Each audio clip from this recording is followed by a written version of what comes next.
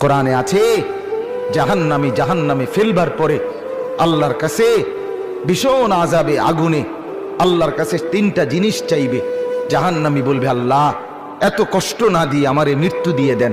আল্লাহর কসম, কোরআনে আল্লাহ বলেন, আল্লাহ বলবে, না রে বান্দা, লা ইউকদা আলাইহিম ফায়ামুতু, জাহান্নামে কোনো মৃত্যু নাই। নাফরমান জাহান্নামী তখন বলবে, আল্লাহ তাইলে আমারে একটু তাখফিফ, একটু আযাব হালকা করে দেন, আমারে মাসে একটা দিন কদ্দুর বিরতি দেন, 24 ঘন্টার মধ্যে আমারে 10টা মিনিট হইল কদ্দুর আলগাত রাখেন, আমি আর পারছি না মাওলা। আল্লাহ তাআলা বলেন, ওয়ালা ইউখাফফাফু মিন আযাবিহা, না রে নাফরমান, 1 সেকেন্ডের জন্য জাহান্নামের আযাব কমানো হবে না।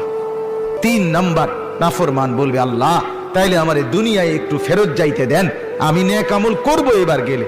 আল্লাহ বলেন, যেদ্দুর হায়াত দিলে নেক আমল করা যেত, ওদ্দুর হায়াত দিয়েই তোমারে আনছি, আর ফিরবা না।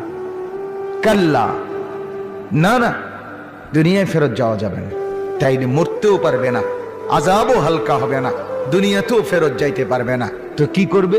ক্বাল ইখসাউ ফিহা, আল্লাহ বলেন, ইখসাউ ফিহা, তুমি নাফরমান জাহান্নামের মধ্যেই পড়ে থাকো, ওয়ালা তুকাল্লিমুন, আর কোনো কথা বলবি না, শুধুই আযাব ভোগ করতে থাকো।